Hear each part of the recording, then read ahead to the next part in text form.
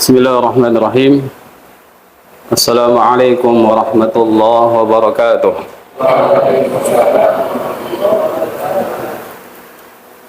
Innal hamdalillah nahmaduhu wa nasta'inuhu wa nastaghfiruh wa na'udzu billahi min shururi anfusina wa sayyiati a'malina. Man yahdihillahu fala mudilla lahu wa man yudlil fala hadiya lahu. وأشهد أن لا إله إلا الله وحده لا شريك له وأشهد أن محمدا عبده ورسوله يا أيها الذين آمنوا اتقوا الله حق تقاته ولا تموتن إلا وأنتم مسلمون يا أيها الناس اتقوا ربكم الذي خلقكم من نفس واحدة وخلق منها زوجها وبث منهما رجالا كثيرا ونساء واتقوا الله الذي تساءلون به والأرحام إن الله كان عليكم رقيبا يا أيها الذين آمنوا اتقوا الله وقولوا قولا سديدا يصلح لكم أعمالكم ويغفر لكم ذنوبكم ومن يطع الله ورسوله فقد فاز فوزا عظيما أما بعد. Saudara-saudariku rahimakumullahu ta'ala, alhamdulillah, pada kesempatan hari ini Allah subhanahu wa ta'ala pertemukan kita di majelis ilmu di pesantren ini. Semoga Allah subhanahu wa ta'ala senantiasa mencurahkan kepada kita hidayahnya, memberikan kepada kita taufiknya, sehingga kita bisa menjadi seorang mukmin muslim yang baik, yang taat kepada Allah Ta'ala dan patuh kepada petunjuk-petunjuk Nabi Muhammad SAW.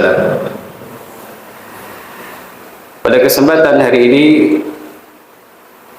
materi yang akan disampaikan adalah berjudul Al-Has wa Ittiba'i Sunnati wa Tahriru minal Bid'ah wa Bayani khatariha, di seruan atau anjuran untuk mengikuti sunnah dan peringatan dari bid'ah-bid'ah serta penjelasan tentang bahaya bid'ah. Sebuah tema yang ditulis oleh Syekh Abdul Muhsin Ibn Muhammad Al-Abbad Al-Badr hafizahullah ta'ala, seorang alim senior di kota Madinah, seorang yang dikenal sebagai ahlul hadis.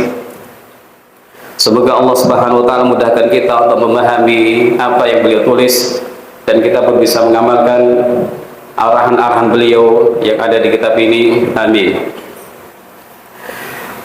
Menulis mengatakan di awal-awal pembahasan ini, amma ba'du fa inna ni'amallahi azza wa jalla 'ala 'ibadi katsiratun la tu'addu wa la tuhsa.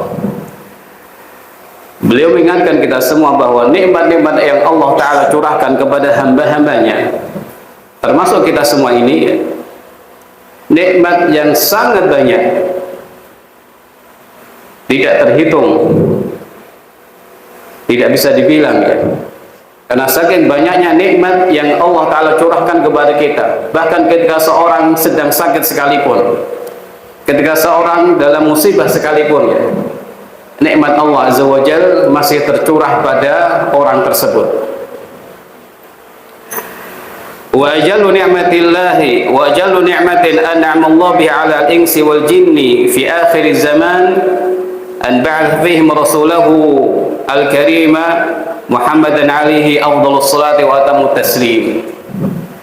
Kemudian beliau mengingatkan tentang nikmat yang paling agung, nikmat yang paling besar yang Allah curahkan kepada manusia di akhir zaman ini. Nikmat tersebut adalah Allah subhanahu wa ta'ala mengutus di tengah mereka Rasulnya yang mulia Muhammad sallallahu alaihi wasallam.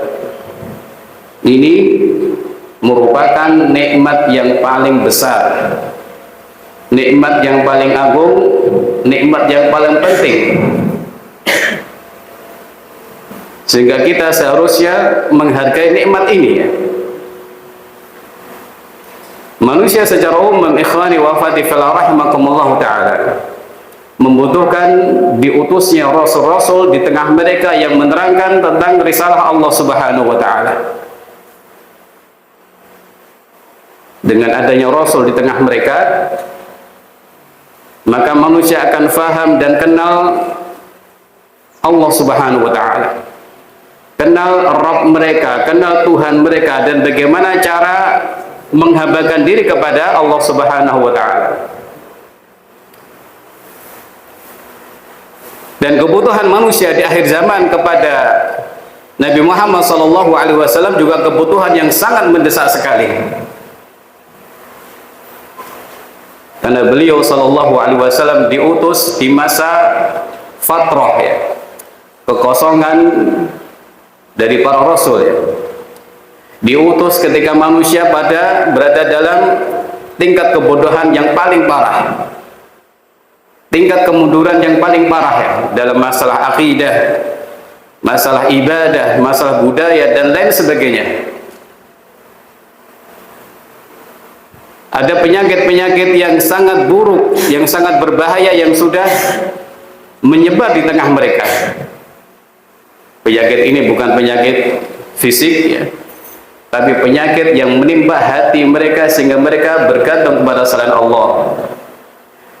Mereka menyembah selain Allah Subhanahu wa ta'ala.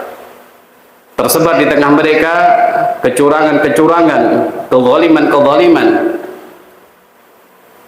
dan lain sebagainya. Sehingga masa pada waktu itu disebut masa jahiliyah. Masa jahiliyah, masa sebelum diutusnya Nabi Muhammad sallallahu alaihi wasallam. Itulah masa jahiliyah. Kalau demikian, kira-kira di negeri kita ini masuk di dalamnya apa tidak waktu itu? Semuanya, ya.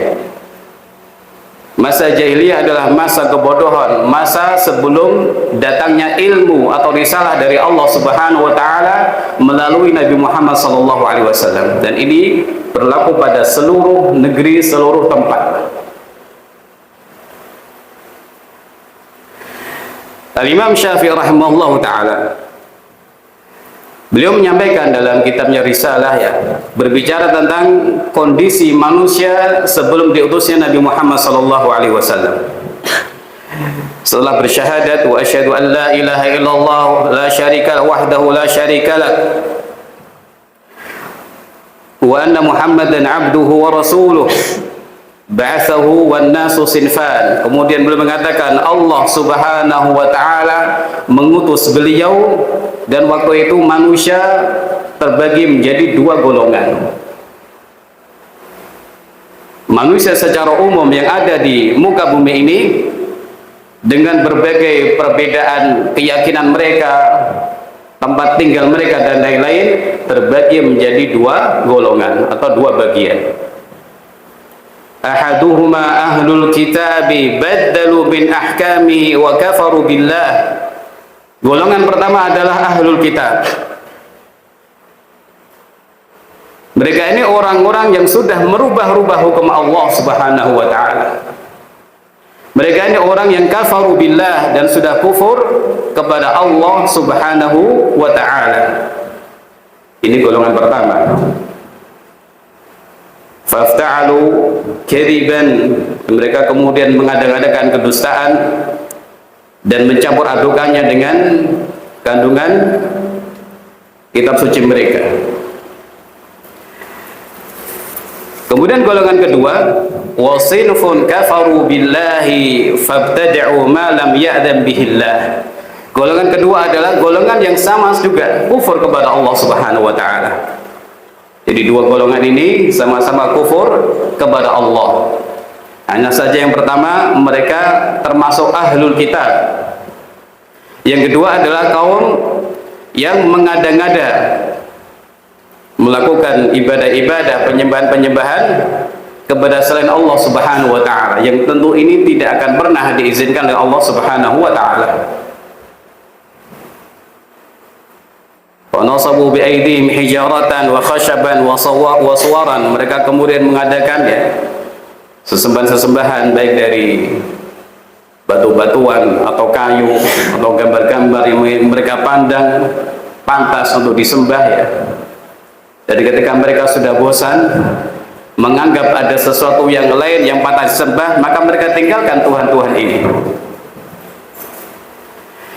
Nah, mereka ini ikhwani wa akhwati fillah rahimakumullah taala adalah orang-orang yang para penyembah berhala atau orang-orang yang menyembah selain Allah Subhanahu wa taala, baik itu dari kalangan manusia, mereka menyembah manusia atau menyembah binatang, menyembah makhluk hidup atau menyembah benda-benda mati. Nah, dua golongan ini walaupun mereka berbeda, ada satu hal yang menyatukan mereka, yaitu apa? Al-kufru billah. Semua yang kufur kepada Allah Subhanahu wa ta'ala. Nah, kondisi manusia tidak lepas dari dua golongan ini waktu itu. Ahlul kitab atau yang bukan ahlul kitab. Dan mereka semua adalah orang-orang yang kufur kepada Allah Subhanahu wa taala. Kemudian Allah utus Nabi kita Muhammad sallallahu alaihi wasallam untuk menyelamatkan umat manusia dari kekufuran, dari penyakit-penyakit hati, mengeluarkan mereka dari kegelapan-kegelapan menuju cahaya yang terang benderang yang disinari oleh wahyu dari Allah Subhanahu wa taala.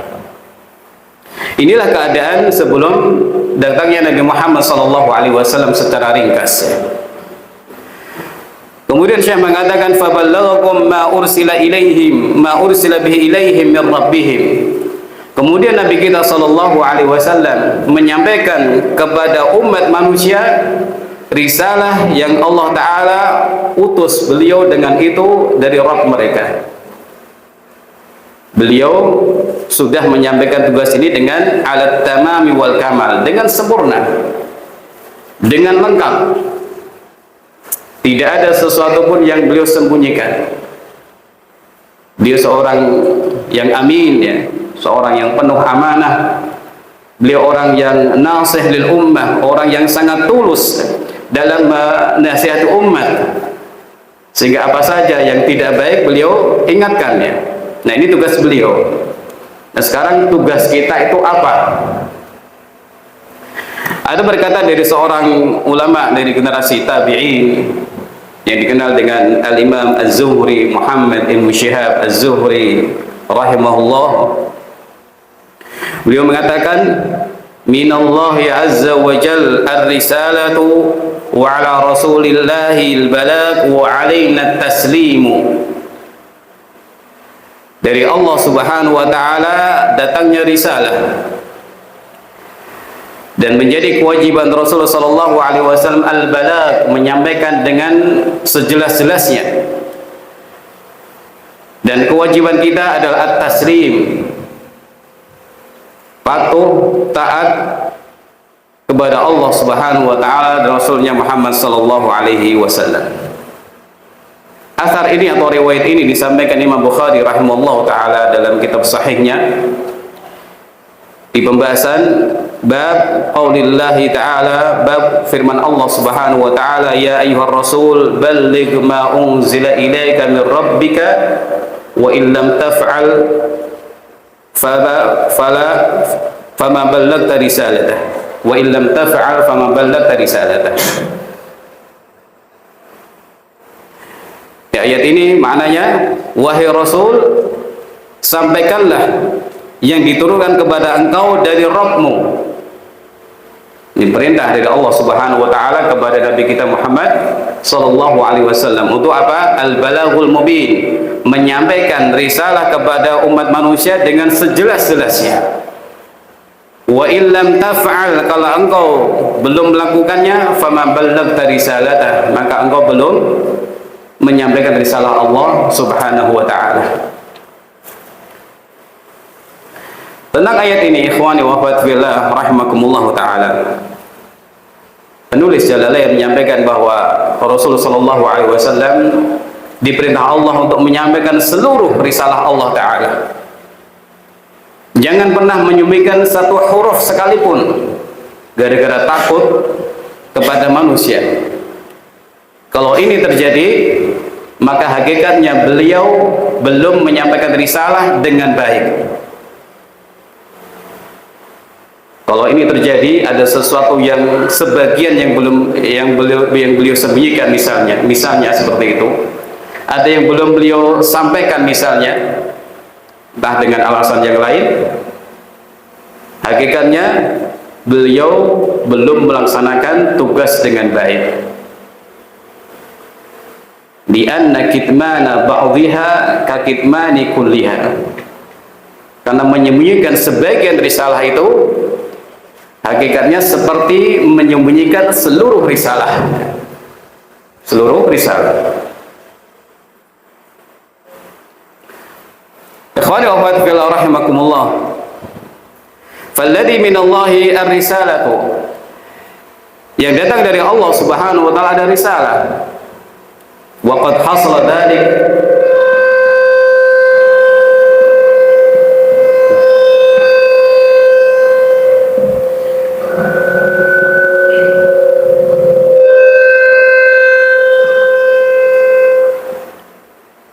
Waqad hasala dzalik, dan ini sudah terwujud ya. Allah Subhanahu wa taala menurunkan risalah-risalahnya melalui para rasulnya. Kama qala Allah azza wa jalla, wa laqad ba'athna fi kulli ummatin rasulan an i'budullaha wajtanibut taghut. Allah taala berfirman, sungguh kami, kata Allah azza wa jalla, sudah mengutus pada setiap umat seorang rasul, yang setiap mereka ini menyuruh umat mereka untuk ibadah kepada Allah Subhanahu wa taala dan meninggalkan ibadah kepada selain Allah Subhanahu wa taala. Jadi risalah sudah turun. Allah Subhanahu wa taala dengan hikmahnya, dengan rahmatnya, dengan sifat kelembutannya tidak membiarkan manusia ini mencari-cari jalan kebenaran sendiri. Tidak membiarkan mereka mencari-cari cara untuk bagaimana beribadah kepada Allah, tidak. Tapi Allah turunkan risalah, Allah utus Rasul yang membawa risalah Allah Subhanahu wa ta'ala. Walladhi 'ala ar-rasuli wa huwa al-balaghu. Sedangkan kewajiban Rasul adalah al-balagh, yaitu menyampaikan dengan sejelas-jelasnya. Sejak beliau diangkat sebagai Nabi dan Rasul Allah Subhanahu wa ta'ala sampai beliau wafat ya, beliau selalu menyampaikan tugas untuk menyampaikan risalah dari Allah Subhanahu wa ta'ala di Mekah ataupun di Madinah, saat berada di rumah ataupun sedang safar, saat kondisi damai atau dalam keadaan peperangan. Beliau memanfaatkan waktu untuk menyampaikan risalah dari Allah Subhanahu wa ta'ala. Wa amma alladhi 'ala al-ibadi wa huwa at-taslim wal inqiyad. Adapun yang menjadi kewajiban hamba-hamba, menjadi kewajiban kita semua ini adalah at-taslim, berserah diri, menerima dan menaati. Ini kewajiban kita. Ini yang sepatutnya kita perhatikan dengan baik, bahwa kewajiban kita terhadap syariat ini, terhadap Nabi kita Muhammad sallallahu alaihi wasallam adalah berserah diri dan kemudian menaati beliau. Allah sudah menurunkan risalahnya yang menjadi pedoman bagi seluruh manusia, dan Allah Subhanahu wa ta'ala mengutus para rasulnya yang menjelaskan risalah Allah Subhanahu wa ta'ala. Dua-duanya ini sudah selesai, sudah terwujud. Yang sekarang tugas kita adalah apa? Menaati dan mengikuti petunjuk Nabi Muhammad sallallahu alaihi wasallam, Rasul yang diutus oleh Allah Azza wa Jalla di akhir zaman ini. Mari kita camkan baik-baik, kita ingat baik-baik, tugas kita, kewajiban kita adalah menaati dan patuh kepada Nabi Muhammad sallallahu alaihi wasallam. Dan kata-kata taat ini sesuatu yang sebenarnya jelas sekali ya. Taat berarti siap mendengar, siap menaati. Tidak menolak, tidak mengingkari, atau tidak mengada-ngada.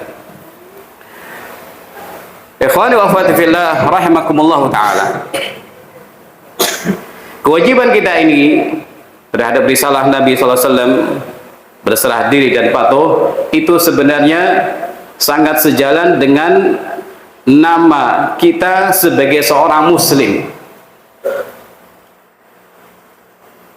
Kata Islam atau muslim disebutkan dalam makna kamus itu artinya istislam dan inqiyad.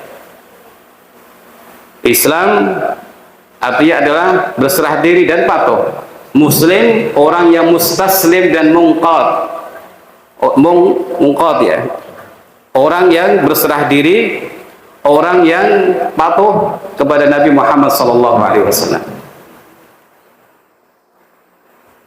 Jadi itu makna muslim ya. Mengaku sebagai muslim, yaitu mengaku dirinya itu mau berserah diri kepada petunjuk-petunjuk Nabi Muhammad SAW. Kemudian ikhwani wa akhwati fillah rahimakumullah taala, penulis menyampaikan 3 karakter atau sifat penting petunjuk Nabi SAW atau syariat yang dibawa Nabi Muhammad SAW. Jadi kita sudah dapat muqaddimah pertama, kewajiban kita kepada Nabi SAW. Kemudian muqaddimah yang berikutnya adalah 3 karakter penting yang menjadi sifat mendasar dari syariat yang dibawa Nabi Muhammad SAW. Apa 3 karakter itu? Al-baqa'u wal-umum wal-kamal. Syariat Nabi SAW pertama bersifat al-baqa, berlaku terus sampai hari kiamat. Yang kedua al-umum, mencakup seluruh manusia. Al-kamal, sempurna. Mari kita ingat-ingat 3 sifat ini, al-baqa'u wal-umumu wal-kamal. 3 sifat syariat yang dibawa Nabi Muhammad SAW. Supaya apa? Kita lebih mudah memahami mengapa kita itu harus mengikuti Nabi SAW.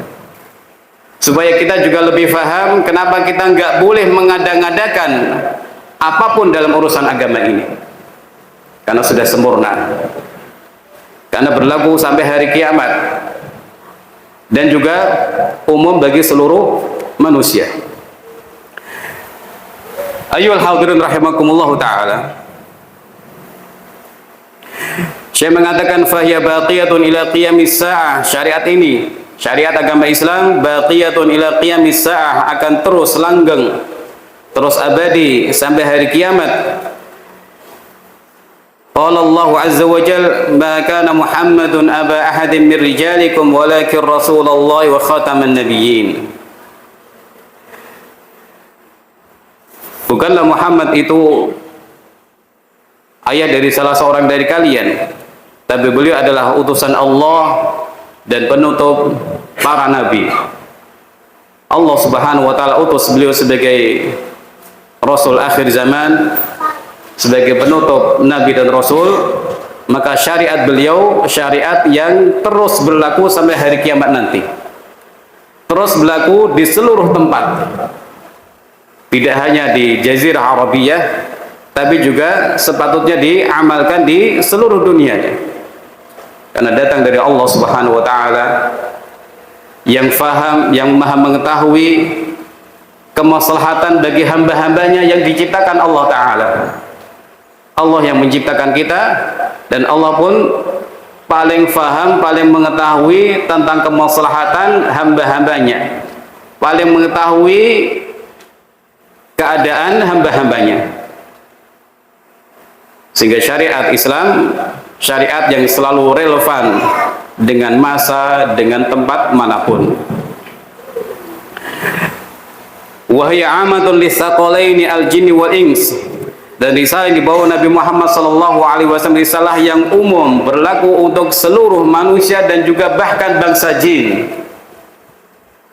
Berlaku bagi seluruh manusia sejak beliau diutus sebagai Nabi dan Rasul sampai hari kiamat nanti. Semuanya.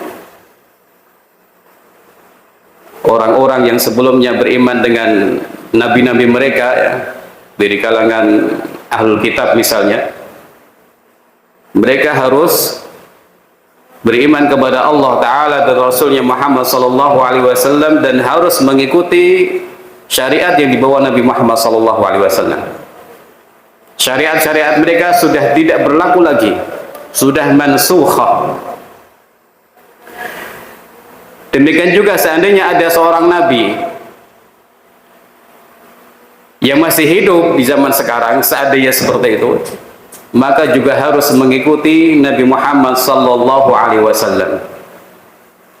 Misalnya Nabi Khidir masih hidup misalnya ya, tapi pendapat yang sahih beliau sudah wafat. Maka beliau juga harus mengikuti syariat Nabi Muhammad SAW. Bahkan Nabi Muhammad SAW pernah bersabda, "Lau kana Musa hayyan ma wasi'ahu illa an yattabi'ani." Seandainya Nabi Musa alaihissalam hidup, maka tidak ada pelonggaran buat beliau kecuali harus mengikuti aku, kata Nabi Muhammad SAW.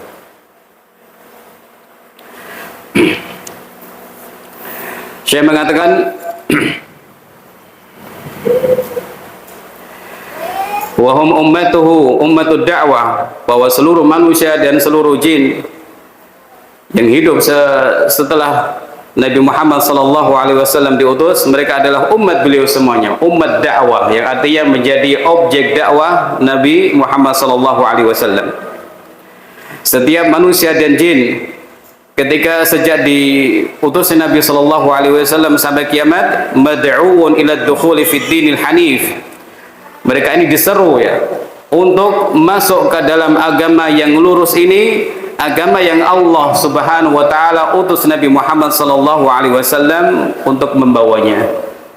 Seluruh bangsa manusia dan bangsa jin. Ikhwani wa akhwati fillah rahimakumullah taala. Allah berfirman, "Qul ya ayyuhan nasu inni rasulullah ilaikum jami'a." Wahai, katakanlah wahai Muhammad, wahai manusia, sesungguhnya aku adalah utusan Allah ilaikum, kepada kalian jami'an, seluruhnya. Ini salah satu dalil yang menunjukkan bahwa beliau adalah utusan Allah Subhanahu wa taala bagi seluruh manusia yang sudah beragama atau orang-orang yang tidak punya agama waktu itu. Semuanya harus beriman kepada beliau sebagai utusan Allah taala dan kemudian mengikuti syariat Nabi Muhammad sallallahu alaihi wasallam. Bahkan Nabi kita sallallahu alaihi wasallam bersabda, "Walladzi nafsi biyadihi la yasmu bi ahadun min hadhil ummah yahudiyyun wala nasraniyyun thumma yamut wa lam yu'min billadzi ursiltu bihi illa kana min ashabin nar." Beliau sallallahu alaihi wasallam bersumpah.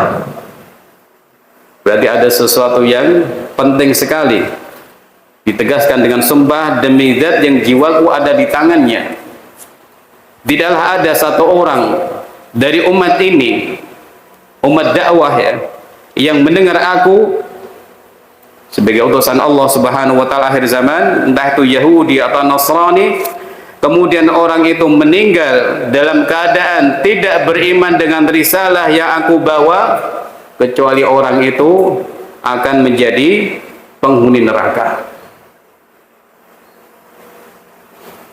Jadi ada orang yang mendengar Muhammad bin Abdullah adalah utusan Allah Subhanahu wa taala, dia beragama dengan Yahudi atau Nasrani.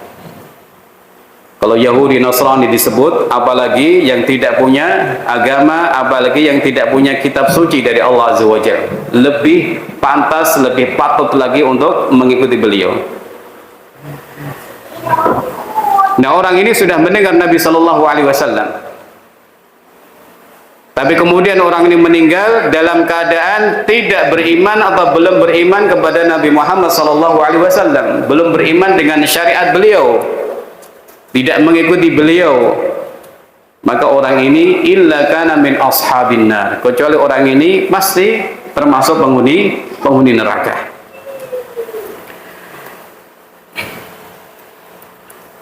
Ikhwani wa akhwati fillah rahimakumullah taala. Terkait dalil yang menunjukkan bahwa syariat agama ini juga berlaku bagi bangsa jin ya, ada satu hadis dan juga ada beberapa ayat ya Nanti bisa dibaca di surah Al-Jin ya.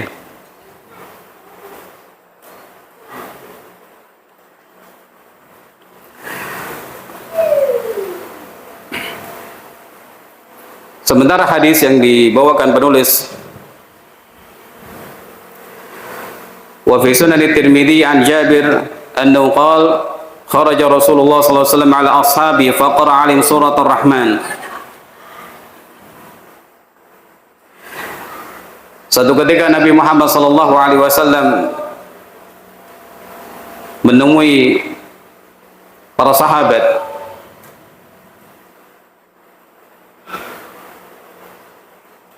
dan membacakan kepada mereka surat Ar-Rahman dari awal sampai akhir. Fasakatu, para sahabat terdiam.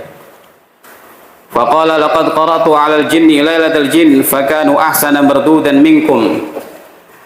Beliau berkata kepada para sahabat, sungguh aku pernah membacakan surat Ar-Rahman ini pada malam pertemuan dengan jin dan mereka responnya lebih baik dari kalian. Kuntu kullama ataitu ala qawlihi fa bi ayyi ala'i rabbikuma tukadziban. Ketika aku sampai kepada ayat fa bi ayyi ala'i rabbikuma tukadziban, mereka mengatakan la bi syai'in min ni'amika rabbana nukadzib. Ya Allah Rabb kami tidak mendustakan sedikit pun dari nikmat-nikmat-Mu. Ini respon jin ketika dibacakan surah Ar-Rahman. Dan ketika mereka sampai mendengar firman Allah dibacakan fa bi ayyi ala'i rabbikuma tukadziban, respon mereka bagus sekali. Wahai Rabb kami, tidak ada sedikit pun nikmat-Mu yang kami dustakan. Falakal hamdu, bagi Engkau seluruh pujian. Kemudian sifat yang ketiga yang menjadi karakter dari syariat yang dibawa Nabi Muhammad sallallahu alaihi wasallam adalah wahya sifatul kamali, yaitu sifat kesempurnaan. Sifat kesempurnaan.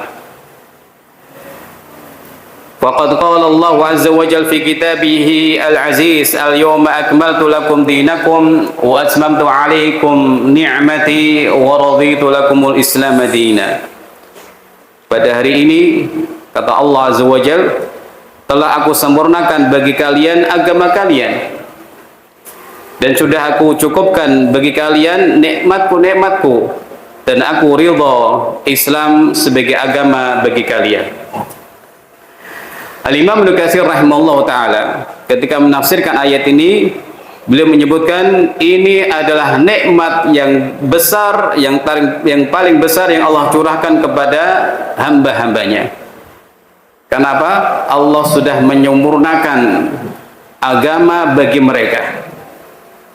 Maka mereka tidak butuh lagi agama selain agama Islam. Maka mereka tidak butuh lagi nabi selain Nabi Muhammad sallallahu alaihi wasallam. Mari ikhwani wa akhwati fillah rahimakumullah taala, kita perhatikan perkataan Imam Ibnu Katsir rahimahullah taala. Allah sudah menyempurnakan agama kita. Berarti kita sudah dicukupi. Kita hanya butuh agama ini untuk mendekatkan diri kepada Allah Subhanahu wa taala. Kita tidak butuh yang lain-lain ya. Apalagi sampai merasa butuh dengan nabi yang lain selain Nabi Muhammad sallallahu alaihi wasallam. Ketika ada cerita-cerita dari orang, misalnya si A bertemu dengan nabi ini, nabi itu, bahkan mengaku dapat 5 jilid dari nabi itu ya. Ini cerita-cerita yang tidak sepantasnya disebarluaskan. Karena agama kita agama yang sempurna, agama yang sudah sempurna, sudah lengkap. Kalau orang ingin tahu mengenal Allah Azza wa Jalla, maka sudah disampaikan dengan baik dalam Al-Quran ataupun hadis-hadis Nabi sallallahu alaihi wasallam. Kalau orang ingin tahu bagaimana cara beribadah kepada Allah Azza wa Jalla, maka juga sudah disampaikan dengan tuntas. Termasuk kalau ingin tahu akhlak-akhlak terbaik kepada Allah, kepada sesama manusia, kepada orang tua, bahkan kepada diri sendiri, itu pun sudah dijelaskan dengan sejelas-jelasnya. Nah, itu diantara makna kesempurnaan agama Islam. Sahabat yang mulia Salman Al-Farisi radhiyallahu taala anhu pernah didatangi orang-orang musyrikin, ya. Mereka menyampaikan sesuatu dengan nada mengejek, qad 'allamakum nabiyyukum kulla syai' hatta al-khira'ah, ya. Nabi kalian itu mengajarkan kepada kalian segala sesuatu, bahkan sampai adab untuk buang air. Jadi mereka mengatakan seperti ini dalam rangka mengejek. Lalu jawab Salman Al-Farisi radhiyallahu anhu dengan jawaban yang penuh dengan kebanggaan, ajal, betul. Laqad nahana an nastaqbil al-qiblah li gha'idin aw bawlin. Betul, ya, semua yang sudah diajarkan Nabi sallallahu alaihi wasallam. Beliau melarang kami menghadap kiblat ketika seseorang buang air besar atau buang air kecil. Aw nantasya bil yamin, atau seseorang bersuci dengan tangan kirinya ketika dia berhadas. Aw nastanjiya bi aqalla min salatati ahjar, atau membersihkan diri dengan kurang dari 3 batu. Aw nastanjiya bi raji'in aw bi 'azmin. Beliau pun juga melarang kita untuk bersuci dengan kotoran ternak atau dengan tulang-tulang. Nah, tentang ini Syekh penulis Syekh Abdul Muhsin Abbad mengatakan wa hadza yadullu ala kamali syariati. Ini menunjukkan tentang kesempurnaan syariat dan cakupannya terhadap seluruh yang dibutuhkan umat, ya. Bahkan sampai-sampai adab masuk adab untuk buang air pun disebutkan oleh Nabi sallallahu alaihi wasallam. Kemudian ikhwani wa akhwati fillah rahimakumullah taala, ada seseorang pernah bertanya kepada Ibnu Abbas, yaitu Abul Juwairiyah, sa'altu Ibnu Abbas 'anil badik. Aku bertanya kepada Ibnu Abbas tentang al-badik, perasan dari anggur, gitu, ya. Apa hukumnya? Kemudian Ibn Abbas mengatakan qad sabaqa Muhammad al-badik. Muhammad sallallahu alaihi wasallam sudah menjelaskan tentang al-badik. Fama askara fahuwa haram.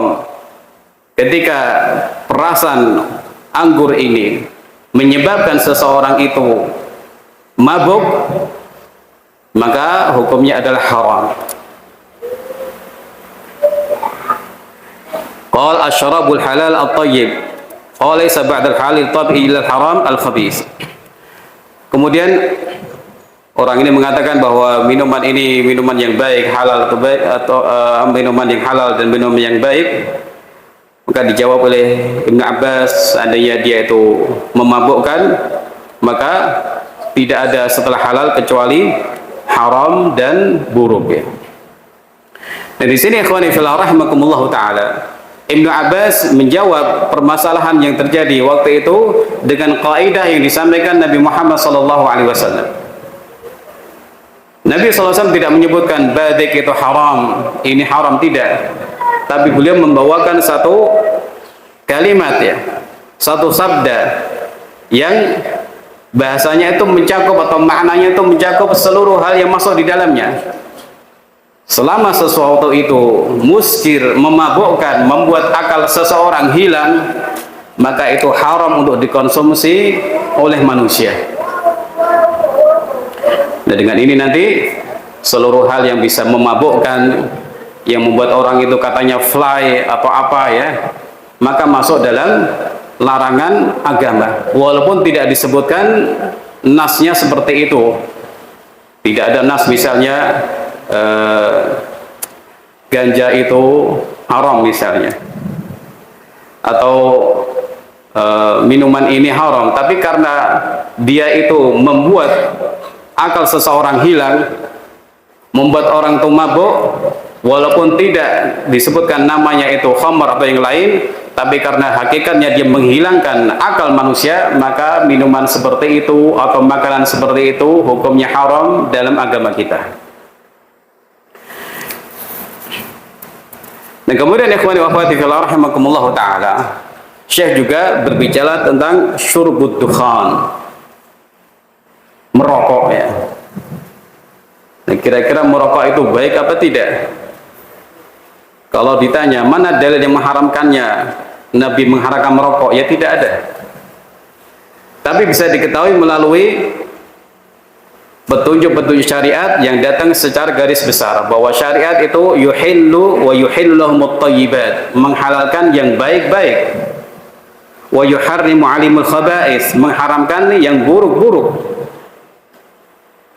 Nah, sekarang kalau ditanya rokok itu baik apa tidak, orang yang masih normal akalnya,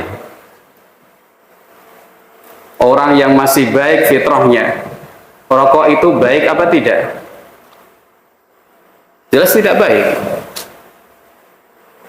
Ada asapnya, ada baunya yang tidak enak, mengganggu orang ya.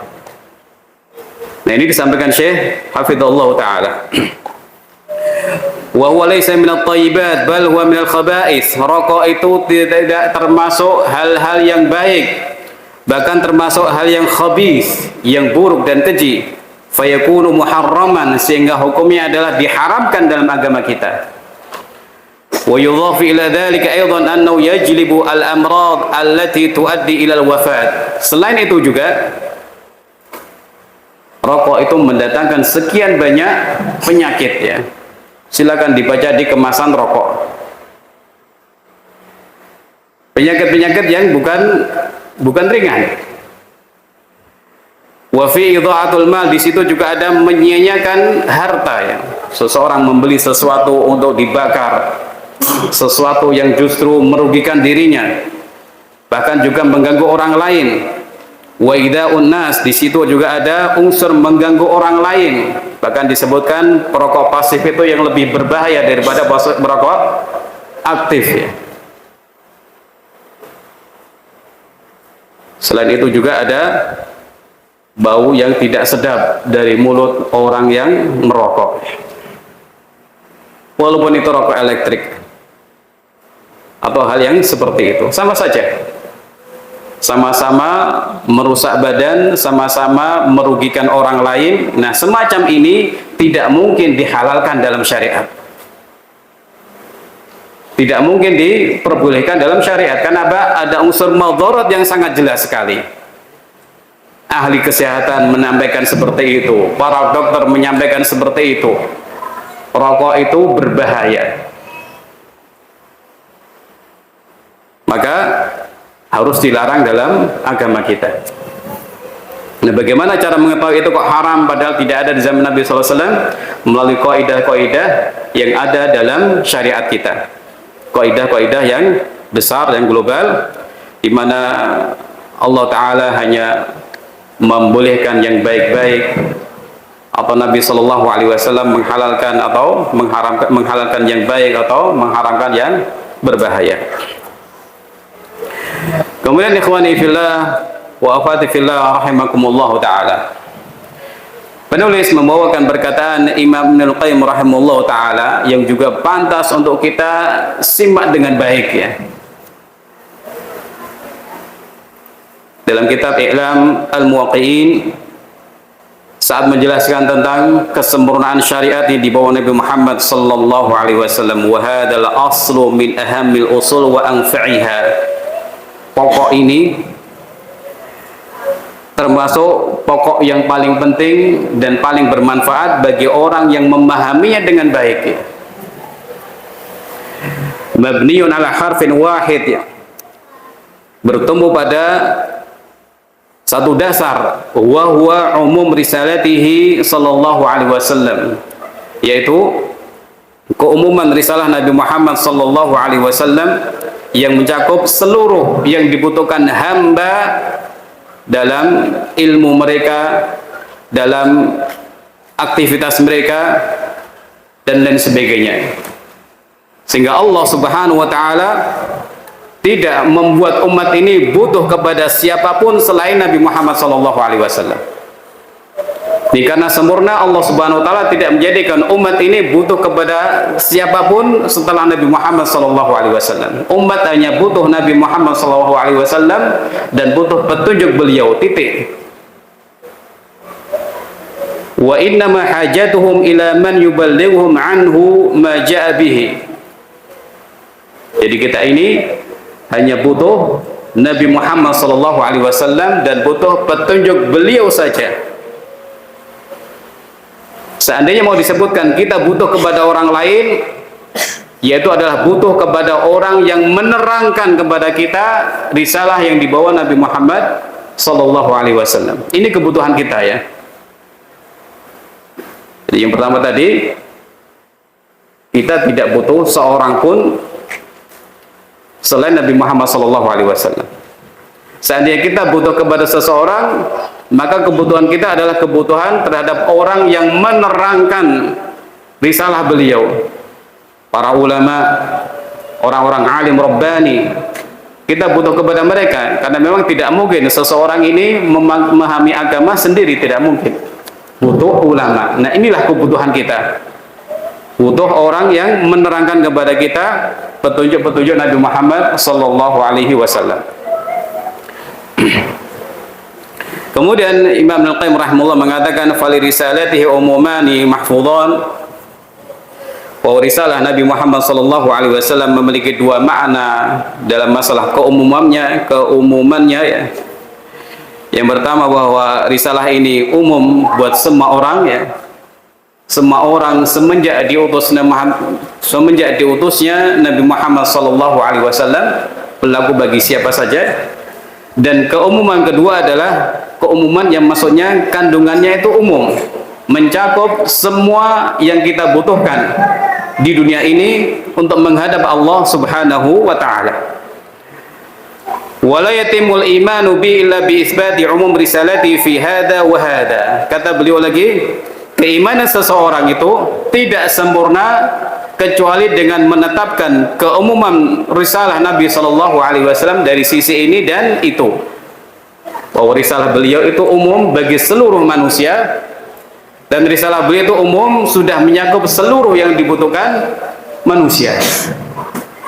Bisa ulang lagi ya. Keimanan seseorang tidak sempurna kecuali dengan menetapkan dua keumuman ini, bahwa risalah atau syariat yang dibawa Nabi Muhammad sallallahu alaihi wasallam itu umum, berlaku bagi seluruh umat manusia sejak beliau diutus sebagai Nabi Rasul sampai akhir zaman nanti. Nah, keumuman kedua adalah bahwa kandungan risalah beliau atau syariat beliau itu sudah mencakup seluruh yang kita butuhkan untuk menghadap Allah Subhanahu wa taala.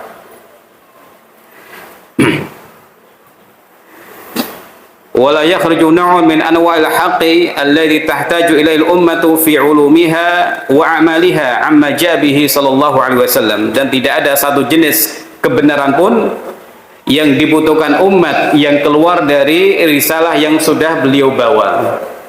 Orang butuh kebenaran, semuanya sudah ada dalam risalah beliau. Orang butuh petunjuk kebaikan, semuanya sudah ada dalam risalah beliau. Orang ingin tahu kebaikan, maka semuanya sudah dijelaskan dalam syariat yang dibawa Nabi Muhammad sallallahu alaihi wasallam. Kemudian Al-Imam Ibnu Qayyim rahimahullah menyampaikan secara rinci ya, bahwa Nabi sallallahu alaihi wasallam sudah menjelaskan tentang adab ke kamar mandi atau buang hajat, adab tidur, berdiri, duduk, makan, minum, mengendarai ataupun singgah, safar atau ketika berada di rumah, adab ketika diam, adab ketika berbicara, adab ketika kapan harus menyendiri, adab ketika kapan seseorang harus berbaur ya, wal ghina wal faqr, ketika seseorang punya duit atau dalam keadaan kekurangan ya, wasihah wal marad, dan adab saat seseorang sehat atau sedang sakit, dan seluruh hukum hidup dan kematian semua sudah dijelaskan Nabi Muhammad sallallahu alaihi wasallam. Kemudian Nabi Shallallahu Alaihi Wasallam juga sudah menyampaikan tentang hal-hal yang gaib seperti al-arsh, kursi, malaikat, jin, surga, neraka, dan juga hari kiamat. Sehingga seolah-olah manusia bila mempelajari semua itu seolah-olah akan melihatnya dengan mata kepala sendiri dengan jelas. Karena saking jelasnya petunjuk atau keterangan Nabi Shallallahu Alaihi Wasallam tentang perkara-perkara gaib tersebut. Nabi Shallallahu Alaihi Wasallam juga sudah memperkenalkan hamba-hambanya kepada Rabb mereka, nama-namanya, sifat-sifatnya dengan sesempurna mungkin, dengan sempurna ya. Sehingga seorang hamba ketika dia mempelajari nama Allah, sifat Allah dengan baik, mereka akan seolah-olah melihat Allah Subhanahu wa Ta'ala dengan kebesaran dan keagungan dan kesempurnaannya. Nabi Shallallahu Alaihi Wasallam juga sudah menyampaikan jalan-jalan kebenaran dan juga jalan-jalan keburukan. Beliau sampaikan dengan jelas. Demikian juga beliau sudah menyampaikan petunjuk-petunjuk yang membawa kita akan faham terhadap tauhid, terhadap kenabian, terhadap alam akhirat, warradd ala jami'i firaqi ahli al-kufri wad-dhalal. Demikian juga sesuatu yang tidak boleh kita lupakan ya dalam agama kita, dalam Al-Qur'an ataupun dalam hadis-hadis Nabi sallallahu alaihi wasallam, ada bantahan-bantahan terhadap orang-orang yang menyimpang. Ini kata Syekh Hafidz Al-Hakami rahimahullah dalam Ma'riful Qabul ya, termasuk sisi kesempurnaan agama Islam dari sisi yang lain ya.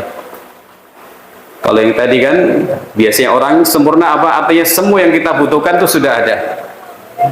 Nah, sementara beliau Syekh Hafidz Al-Hakami rahimahullah menyampaikan ini sisi agama, sisi kesempurnaan agama Islam dari sisi yang lain. Kenapa? Membongkar kelemahan-kelemahan atau kerusakan dalam agama yang lain dengan seluruh jenisnya, entah Ahlul Kitab atau yang lain-lain.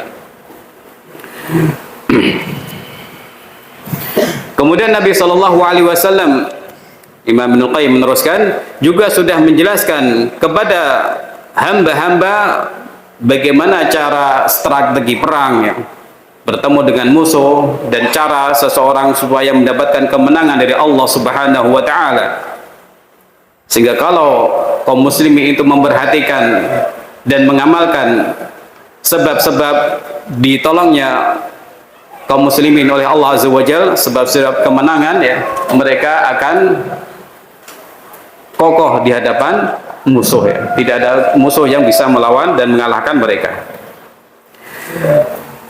Nabi Shallallahu Alaihi Wasallam juga sudah menjelaskan makar-makar iblis dan langkah-langkahnya, sehingga seseorang bisa selamat dari jeratan-jeratan syaitan, iblis, dan lain sebagainya. Nah, ringkasnya kata Al-Imam Al-Qayyim rahimahullah bil jumlah, faja'ahum bi khairid dunya wal akhirah. Sungguh Nabi Shallallahu Alaihi Wasallam datang kepada umat manusia dengan membawa kebaikan-kebaikan dunia dan akhirat, dan Allah Azza wa Jalla tidak menjadikan mereka butuh kepada siapapun selain kepada Nabi Muhammad Shallallahu Alaihi Wasallam. Lalu Imam Al-Qayyim mengatakan, فَكَيْفَ يُظَنُّ أَنَّ شَرِيعَةُ الْكَامِلَةِ الَّتِي مَا طَرَقَ الْعَالَمَ شَرِيعَةٌ أَكْمَلَ مِنْهَا نَاقِصَةٌ. Maka bagaimana mungkin ya syariat yang sempurna ini dipandang ada kekurangan di dalamnya? Tidak benar itu. Syariat sudah sempurna, kok ada orang menganggap ini naqis, kurang. Ini pemahaman yang keliru, prasangka yang keliru.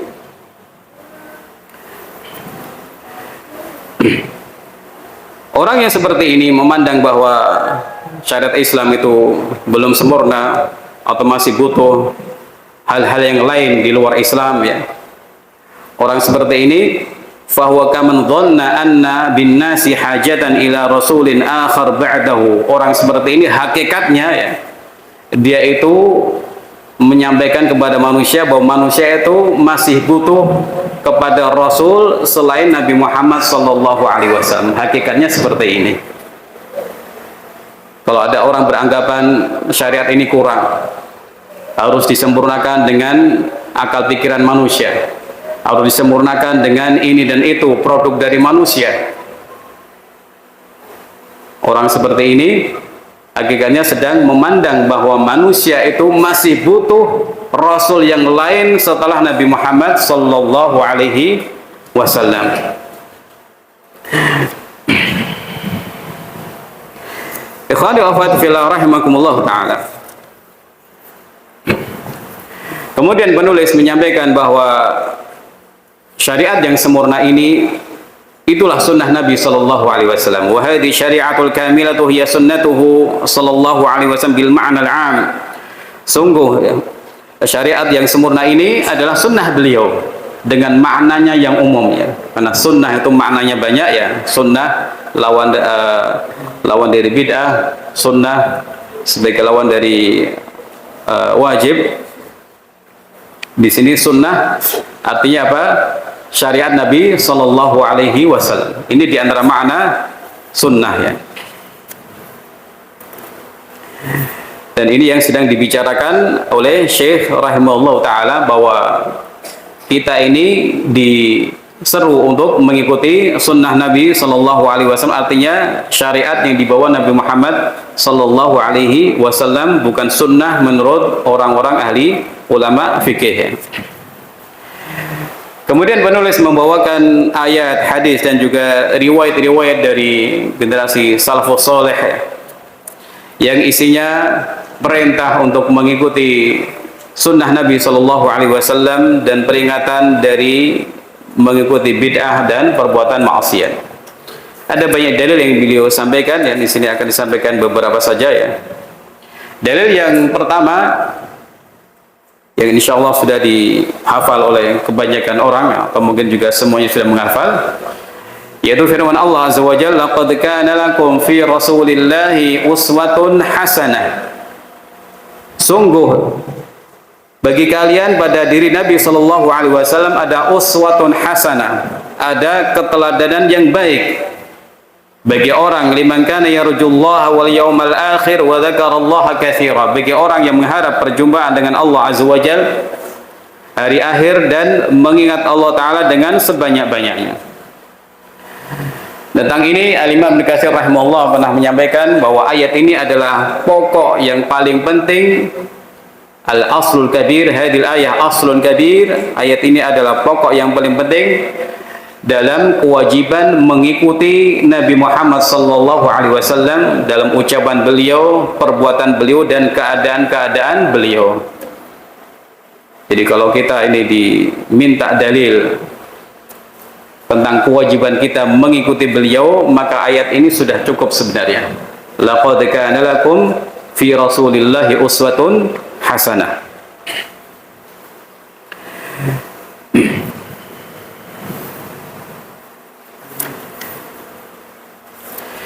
Kemudian firman Allah Subhanahu wa taala,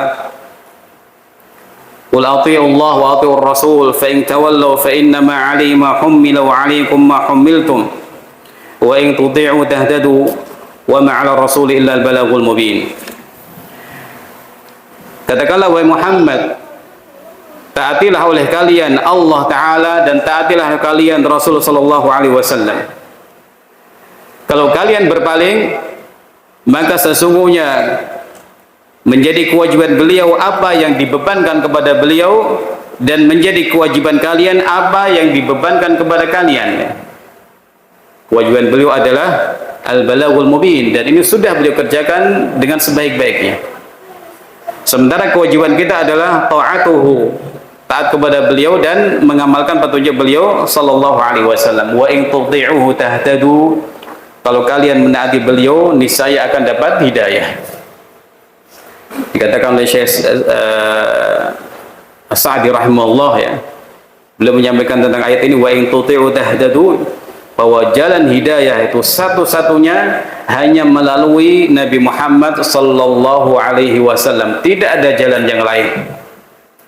Tidak ada jalan lain menuju Allah kecuali melalui Nabi Muhammad sallallahu alaihi wasallam, dan jalan itu adalah dengan menaati beliau dan mematuhi beliau sallallahu alaihi wasallam. Nah, terkait dengan hadis tentang masalah ini, penulis rahimahullah atau hafidhahullah taala menyampaikan dalil yang insyaallah juga sudah akrab dengan kita ya. Sabda Nabi sallallahu alaihi wasallam, "Man ahdatsa fi amrina hadza ma laysa minhu fahuwa raddun." Barang siapa yang mengada-ngadakan perkara baru dalam urusan kami, urusan agama yang dibawa Nabi Muhammad sallallahu alaihi wasallam, maka akan tertolak. Dalam lafaz yang lain, man amila amalan laisa ali amruna fahuwa raddun. Barang siapa melakukan amalan yang tidak ada petunjuknya dari kami, maka akan tertolak. Dua hadis ini dikatakan Syekh Abdul Muhsin Al-Abbad, dua-duanya sudah bisa menolak orang yang mengawali membuat bid'ah atau orang yang sekedar mengikuti orang lain dalam mengamalkan bid'ah-bid'ah ya. Kalau dengan lafaz pertama itu mengoreksi atau memperingatkan orang yang melakukan bid'ah atau menjadi inspirator dalam bid'ah, mengawali bid'ah. Yang kedua, bagi orang yang mengamalkan bid'ah-bid'ah yang sudah diada-adakan oleh manusia. Nah, ayyuhal hadirun rahimakumullah taala. Nah, hadis ini bicara tentang salah satu syarat diterimanya amal soleh oleh Allah Subhanahu wa taala, yaitu dengan ittiba ar-Rasul sallallahu alaihi wasallam, mengikuti Rasul sallallahu alaihi wasallam. Sebab suatu amalan atau qurbah yang mendekatkan diri kepada Allah Subhanahu wa taala tidak akan makbul atau diterima oleh Allah kecuali dengan memenuhi dua syarat ya. Memurnikan ikhlas karena Allah Azza wa Jalla.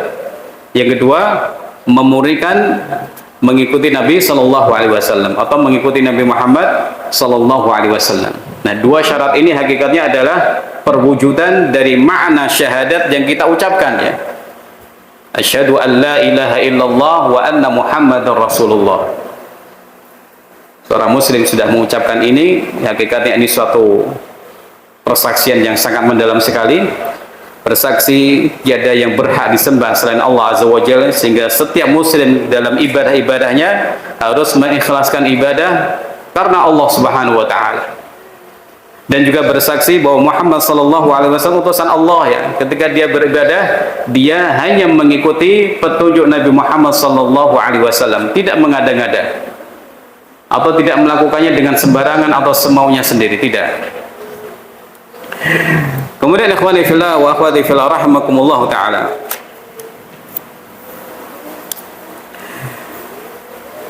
Nabi sallallahu alaihi wasallam ketika beliau khutbah di hari Jumat, beliau sering mengatakan, amma ba'du fa inna khairal hadisi kitabullah wa khairal hadi hadi Muhammad sallallahu alaihi wasallam wa syarrul umuri muhdatsatuha wa kullu bid'atin dhalalah. Amma ba'du, sungguh sebaik-baik ucapan adalah kitabullah, dan sebaik-baik petunjuk adalah petunjuk Muhammad sallallahu alaihi wasallam, dan seburuk-buruk perkara adalah perkara-perkara yang diada-adakan, dan setiap bid'ah adalah kesesatan.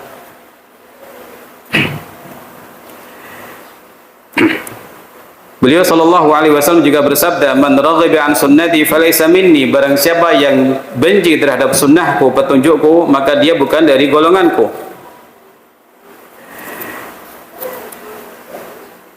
Dalam hadis yang lain juga beliau mengatakan, la yu'minu ahadukum hatta yakuna hawahu tab'an lima ji'tu bih. Tidaklah salah seorang dari kalian beriman dengan sempurna sampai hawa nafsunya itu mau mengikuti risalah yang aku bawa. Nah, di sini ada dia hadis Arba'in Nawawi dan disahihkan oleh Imam Nawawi rahimahullah taala.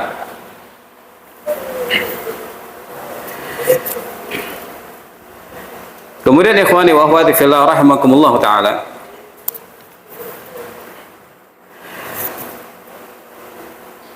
ada sejumlah generasi salafus saleh ya, yang juga sudah menegaskan pentingnya mengikuti sunnah Nabi sallallahu alaihi wasallam dan memperingatkan dari bahaya bid'ah ya. Yang pertama, sahabat yang mulia Abdullah bin Mas'ud radhiyallahu taala anhu, beliau mengatakan ittabi'u wa la tabtadi'u. Ikutilah Nabi sallallahu alaihi wasallam, wa la tabtadi'u, jangan mengada-ngada dalam urusan agama ini. Faqad kufitum, sungguh kalian sudah dicukupi. Sungguh kalian sudah dicukupi. Kemudian ada seseorang bernama Utsman bin Hadir datang menemui Ibnu Abbas radhiyallahu taala anhuma, lalu berkata, "Ausini, tolong berikan kepada aku wasiat." Lalu Ibnu Abbas mengatakan, "Qala na'am, 'alaika bi taqwallahi wal istiqamah, ittabi' wa la tabtadi'." Kewajiban engkau untuk bertakwa kepada Allah, istiqamah, ikutilah, jangan engkau mengada-ngada. Wasiat luar biasa yang disampaikan oleh imam dari ahli tafsir dari generasi sahabat, ya. Bertakwalah engkau kepada Allah, istiqomahlah, kemudian ikuti, jangan mengada-ngada. Nah, kemudian ada perkataan dari Abdullah bin Umar radhiyallahu ta'ala anhuma, kullu bid'atin dhalalatun wa in ra'aha an-nasu hasanatan. Setiap bid'ah itu dhalalah, walaupun seluruh manusia memandangnya itu sebagai kebaikan. Nah, di sini ikhwani wa akhwati fillah rahimakumullah taala, pentingnya seseorang mengikuti pemahaman dan pandangan para sahabat radhiyallahu anhu ajma'in. Di sini ada Abdullah bin Umar, salah seorang ulama dari generasi sahabat, ya, memandang bahwa bid'ah itu semuanya itu dhalalah, kesesatannya. Karena hakikatnya mengada-ngada dalam urusan agama ini, entah itu dalam akidah, dalam ibadah, karena semuanya sudah dicukupi oleh Nabi sallallahu alaihi wasallam, sudah diterangkan oleh Nabi Muhammad sallallahu alaihi wasallam. Walaupun semua orang memandang itu baik, tetap saja itu sesat, tetap saja itu menyimpang. Nah, silakan diingat-ingat ini perkataan Abdullah bin Umar radhiyallahu taala anhuma. Demikian juga perkataan Mu'adz bin Jabal radhiyallahu ta'ala anhu, fa iyyakum wa ma yubtada', hati-hatilah dari hal yang diada-adakan dalam urusan agama ini. Fa inna mabtudi'a dhalalatun, sungguh yang diada-adakan itu semuanya adalah dhalalah, kesesatan.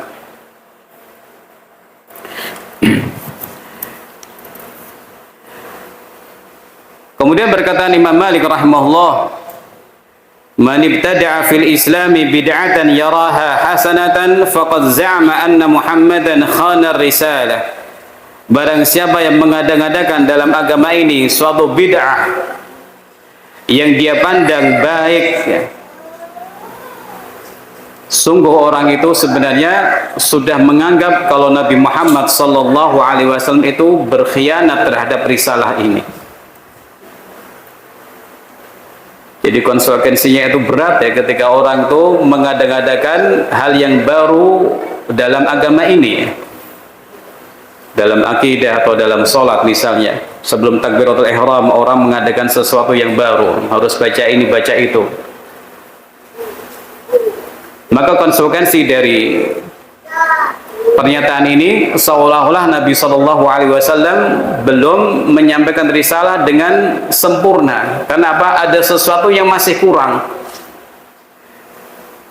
Sehingga ada sebagian orang memandang kalau sholat harus begini dulu sebelum takbiratul ihram.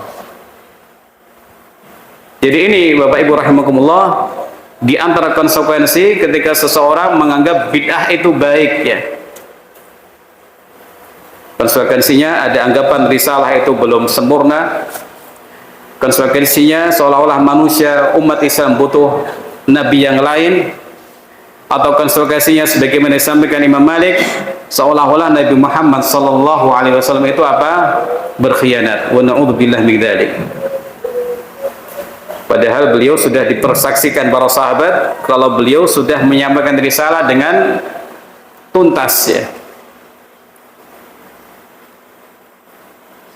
Para sahabat dahulu pernah ditanya Nabi Shallallahu Alaihi Wasallam bahwa kalian nanti akan ditanya tentang aku, apa jawaban kalian? Maka mereka menjawab, qad addaital amanah, engkau sudah menyampaikan amanah, wa nasahta ummah, engkau sudah tulus sekali dalam menasihati umat. Maka beliau kemudian mengatakan, Allahumma syhad, ya Allah saksikanlah, ya Allah saksikanlah. Ini para sahabat sudah faham ya, syariat ini sudah selesai, sudah sempurna, sehingga manusia tidak butuh tambahan-tambahan yang lain. Yang kita butuhkan hanyalah seseorang yang berilmu, yang kemudian menerangkan kepada kita apa yang diajarkan Nabi Muhammad sallallahu alaihi wasallam.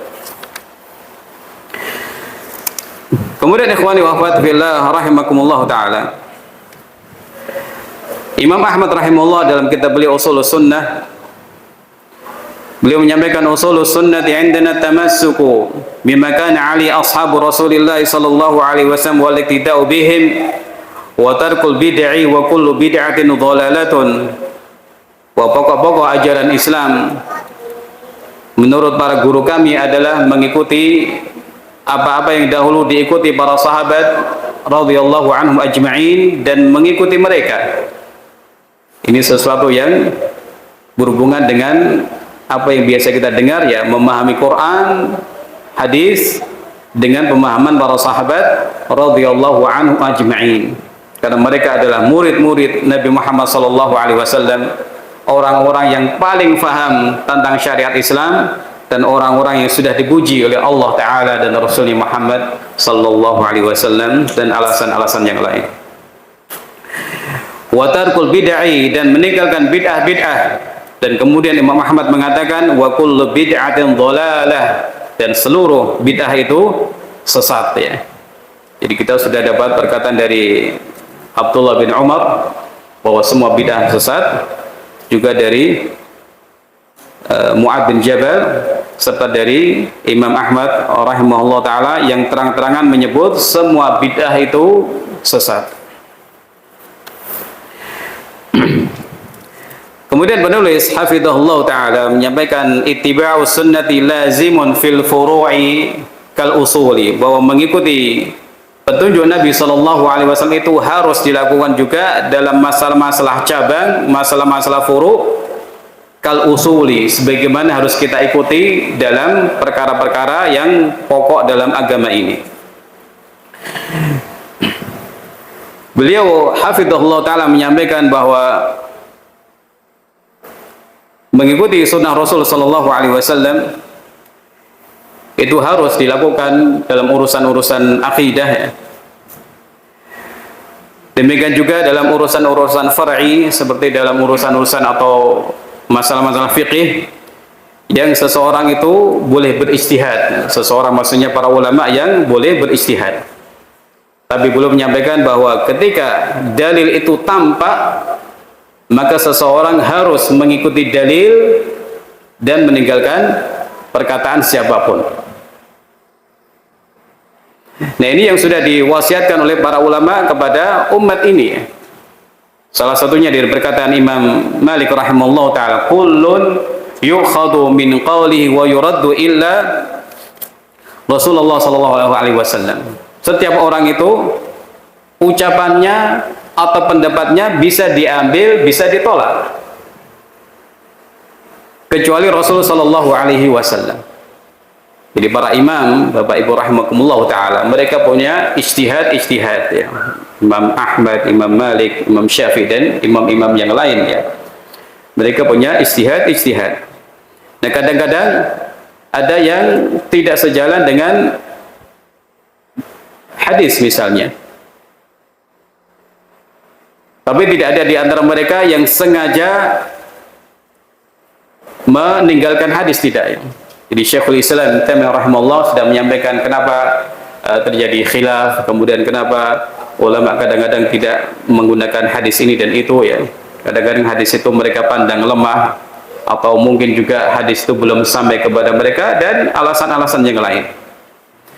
Nah, pembahasan yang disampaikan penulis di sini adalah maknanya bahwa umat ini wajib mengikuti petunjuk Nabi Shallallahu Alaihi Wasallam, wajib mengikuti dalil dari Nabi Shallallahu Alaihi Wasallam. Ketika dalil itu tampak, walaupun harus meninggalkan perkataan imam mereka, walaupun harus meninggalkan perkataan atau pendapat imam mereka, dengan tetap menghormati kedudukan mereka yang sangat tinggi di tengah umat ya.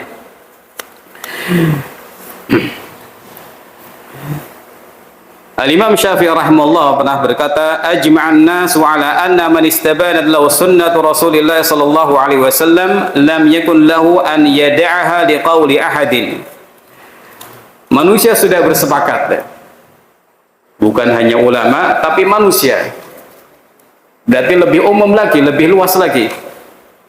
Manusia sudah bersepakat bahwa siapa saja yang sudah jelas baginya sunnah Rasul sallallahu alaihi wasallam, maka dia tidak boleh meninggalkannya gara-gara mengikuti pendapat seseorang. Di sini penulis hafizahullah menyampaikan beberapa contoh ya.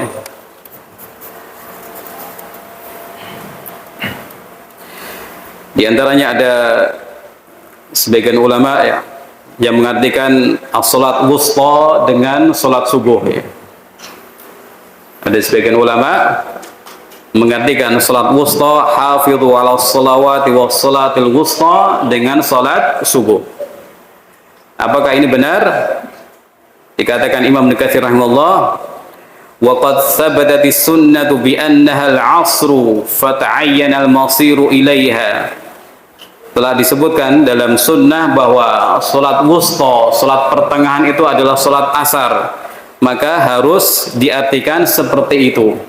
Tidak boleh diartikan dengan salat-salat yang lain. Kenapa? Karena sudah ada hadis dari Nabi Shallallahu Alaihi Wasallam secara jelas dan tegas. Salat wusta itu salat asar. Maka siapapun tidak boleh mengartikan salat wusta dengan salat subuh misalnya, walaupun itu pendapat imamnya, walaupun itu pendapat orang alimnya atau gurunya. Kenapa? Sudah ada sabda Nabi Shallallahu Alaihi Wasallam yang secara khusus menunjukkan salat wusta adalah salat asar. Ini satu contoh saja bahwa kita wajib mengikuti sunnah Nabi Shallallahu Alaihi Wasallam walaupun itu dalam urusan-urusan yang furu', bukan akidah ya. Supaya orang apa? Mengagungkan sunnah beliau, lebih mengutamakan petunjuk beliau dalam urusan-urusan agamanya ya.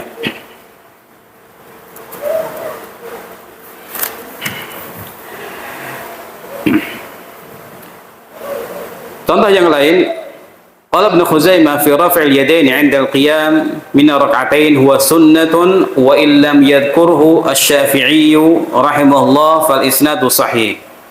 Contoh yang lain ikhwani fillah rahimakumullah, perkataan Imam Ibnu Khuzaimah yang dikutip oleh Ibnu Hajar Al-Asqalani rahimahullah. Ibnu Khuzaimah mengatakan tentang mengangkat tangan ketika seseorang bangkit dari rakaat kedua setelah tasyahud awal, bahwa itu sunnah walaupun tidak disebutkan oleh Imam Syafi'i rahimahullah ta'ala.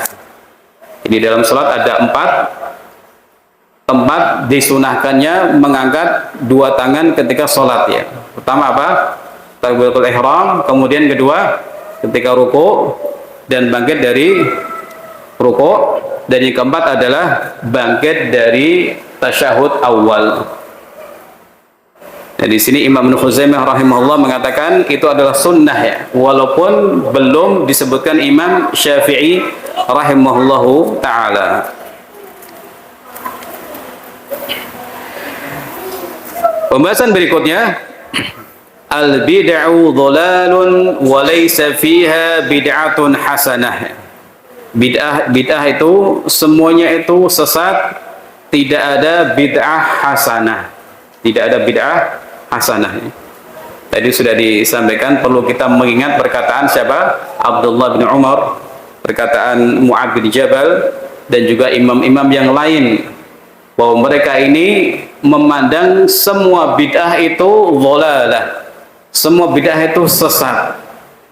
Tidak ada di antara mereka yang memandang bid'ah itu ada yang baik ya. Tidak ada yang memandang kalau bid'ah itu baik ya. Wal bid'u kulluha dhalalun, dan bid'ah semuanya itu sesat. Li umumi qaulihi sallallahu alaihi wasallam fi haditsai Jabir wal ibad al mutaqaddimaini. Berdasarkan keumuman sabda Nabi sallallahu alaihi wasallam yang ada dalam hadis Jabir dan Irbad, yang di situ ada perkataan wa kullu bid'atin dhalalah, bahwa setiap bid'ah adalah sesat ya. Ini kata beliau, kata penulis hafizallah, sabda Nabi sallallahu alaihi wasallam wa kullu bid'atin dhalalah, bahwa setiap bid'ah itu dhalalah, ini menunjukkan kekeliruan atau batilnya perkataan orang yang mengatakan bahwa dalam Islam ada bid'ah hasanah. Jadi kita ada sabda Nabi sallallahu alaihi wasallam ya, semua bid'ah sesat. Lalu ada orang mengatakan ada bid'ah hasanah. Nah, perkataan ini tertolak ya, terbantahkan oleh sabda Nabi sallallahu alaihi wasallam. Beliau menyampaikan sebaik-baik petunjuk adalah petunjuk Nabi Muhammad sallallahu alaihi wasallam, lalu diiringi dengan bahwa setiap bid'ah itu sesat ya. Walaupun dipandang baik oleh seluruh manusia, sebagaimana dikatakan oleh Abdullah bin Umar radhiyallahu taala anhu ya. Nah, sebagian orang yang memandang ada bid'ah hasanah, mereka berdalil dengan hadis man sanna fil islami sunnatan hasanah falahu ajruha wa ajru man amila biha ba'dahu. Ini dalil yang dipakai oleh orang-orang, atau di antara dalil yang dipakai oleh orang-orang yang menganggap adanya bid'ah hasanah. Barang siapa yang mengadakan dalam Islam sunnah hasanah, maka baginya pahalanya dan pahala orang yang mengamalkannya. Satu petunjuk atau satu pedoman penting ikhwani wa akhwati fillah rahimakumullah ya. Tidak mungkin Al-Quran atau sunnah itu mendukung kesesatan atau kesalahan. Tidak mungkin ya. Ini harus kita pegangi dengan baik. Karena apa? Karena orang-orang yang berbuat salah, berbuat bid'ah, bahkan berbuat kekufuran, mereka kadang-kadang juga mengutip ayat ataupun hadis ya. Seperti ini juga ya. Ada bid'ah hasanah. Dalilnya apa ini? Man sanna fil islami sunnatan hasanah falahu ajruha al-hadis ya. Tidak mungkin ada ayat Al-Quran atau hadis Nabi SAW yang mendukung suatu kesalahan, entah itu disebut bid'ah atau keyakinan-keyakinan yang menyimpang. Tidak mungkin itu akan terjadi. Bahkan dalam hadis ini sudah ada bantahan sebenarnya. Karena Nabi SAW tidak menyebut bid'ah hasanah. Yang beliau sebut adalah sunnah hasanah. Yang beliau sebut adalah sunnah hasanah. Dan ini jelas berbeda ya. Ada bid'ah hasanah menurut mereka, sementara yang dalil yang mereka pakai teksnya berisi kalimat sunnah hasanah. Maka hadis ini sama sekali tidak bisa dijadikan pedoman atau dalil oleh mereka.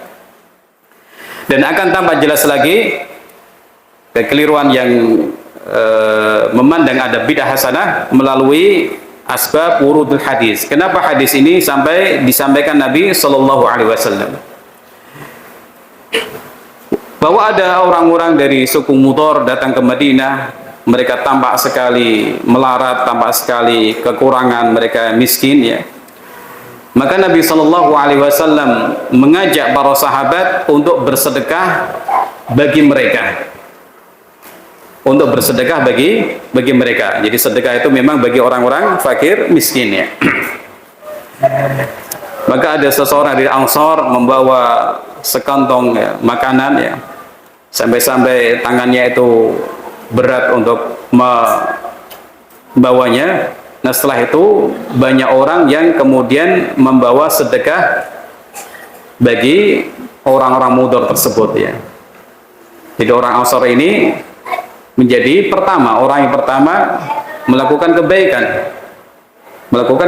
Kebaikannya apa? Sedekah. Sedekah itu disyariatkan atau tidak? Disyariatkan. Lalu orang-orang mengikuti, meniru. Inilah yang disebut dengan sunnah hasanah. Seseorang melakukan kebaikan kemudian diikuti oleh orang lain. Melakukan kebaikan yang disyariatkan lalu mengikuti orang lain, mengikuti orang tersebut ya. Kadang-kadang seperti ini ya. Jadi seseorang itu kapan mau berbuat baik kalau ada orang yang mengawalinya. Mungkin malu atau takut ketika melihat kok si A kok berani, ya saya mengamalkanlah gitu ya. Nah, orang yang mengawali kebaikan yang menjadi contoh bagi orang lain, maka ini akan mendapatkan pahala yang besar. Karena apa? Ya, menjadi inspirasi bagi orang-orang yang melakukan kebaikan tersebut ya. Jadi jelas di sini tidak ada sedikit pun ya yang bisa dipakai untuk dalil membolehkan adanya bid'ah hasanah. Kemudian ikhwani wa akhwati fillah rahimakumullah taala, penulis juga membawakan satu riwayat yang juga sering dipakai sebagai dalil dibolehkannya bid'ah hasanah, yaitu apa yang dilakukan Umar bin Khattab radhiyallahu taala anhu. Ia menyatukan kaum muslimin dalam salat tarawih dengan satu imam. Dengan satu imam. Nah, seperti ini bukanlah bid'ah ya, karena Nabi SAW dahulu pernah mengimami para sahabat salat malam di bulan Ramadan beberapa malam. Kemudian beliau tidak melanjutkannya karena apa? Khawatir diwajibkan oleh umat, diwajibkan atas umat. Kemudian orang-orang pun sholat sendiri-sendiri atau berjamaah sendiri-sendiri bersama beberapa orang, dan ini berlanjut di masa Khalifah Abu Bakar Siddiq dan di awal-awal Khalifah Umar bin Khattab. Lalu Khalifah Umar bin Khattab memandang bahwa alasan dikhawatirkannya itu sudah hilang, maka orang-orang pun disatukan dengan imam dalam sholat malam di bulan Ramadan. Lalu kemudian beliau mengatakan ni'matul bid'ati hadhihi, sebaik-baik bid'ah adalah ini, maksudnya adalah bid'ah dalam bahasa bukan syariat. Karena contoh sholat berjamaah di bulan Ramadan yang kemudian dikenal dengan sholat tarawih itu sudah dilakukan Nabi Muhammad sallallahu alaihi wasallam. Ikhwani wa akhwati fillah rahimakumullah ta'ala, sebagian orang yang memandang adanya bid'ah hasanah juga berdalil dengan dibukukannya Al-Quranul Karim oleh para sahabat radhiyallahu anhu ajma'in di masa Abu Bakar dan juga di masa Utsman bin Affan. Mereka mengatakan ini salah satu dalil adanya bid'ah hasanahnya. Tapi perkataan mereka atau pandangan mereka tidak benar. Hal ini dikatakan ulama masuk dalam al-masalih al-mursalah, di kemaslahatan umum yang memang harus dijaga dalam rangka mengamalkan perintah syariat sebenarnya. Nah, Al-Quranul Karim, Bapak Ibu rahimakumullah ta'ala, dikumpulkan kemudian dibukukan di masa sahabat, tentu kemaslahatannya sangat jelas sekali ya. Kalau kita mau banding-bandingkan ya, misalnya kita punya catatan ya, catatan itu tidak kita bukukan, catatan itu tidak kita staples ya. Dikhawatirkan sebagian dari catatan ini akan hilang. Dikhawatirkan akan lenyap ya. Nih, silakan dibayangkan misalnya seandainya Al-Quranul Karim tidak dibukukan dalam satu kitab ya, sebagaimana yang kita kenal sekarang, umat akan kesulitan membaca, umat akan kesulitan untuk menghafalkan, umat akan kesulitan ini urutannya mana, ini urutannya mana setelah ini ya. Jadi betul-betul ada kemaslahatan yang sangat jelas sekali bagi umat Islam ketika Al-Quran itu dikumpulkan. Dan dalam pengumpulan Al-Quranul Karim dalam satu kitab, kata Syekh Abdul Muhsin Al-Abbad, wa fihi tahqiqu qaulillahi azza wa jalla inna nahnu nazzalna dzikra wa inna lahu lahafidhun. Dalam pembukuan Al-Quran dalam satu kitab, di situ ada perwujudan dalam merealisasikan firman Allah azza wa jalla yang artinya sungguh kami sudah menjaga, kami sudah menurunkan Al-Quran dan sungguh kami sudah menjaganya langsung.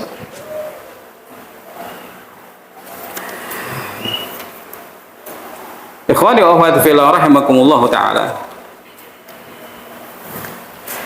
Kemudian penulis membawakan pembahasan yang lain, la budda ma'a husnil qasdi min muwafaqati sunnah, bahwa niat yang baik harus disertai dengan sejalan dengan petunjuk Nabi sallallahu alaihi wasallam. Tidak cukup dengan niat yang baik, tidak cukup dengan ikhlas saja, tapi harus ada unsur mengikuti petunjuk Nabi sallallahu alaihi wasallam, karena ini urusan agama ya.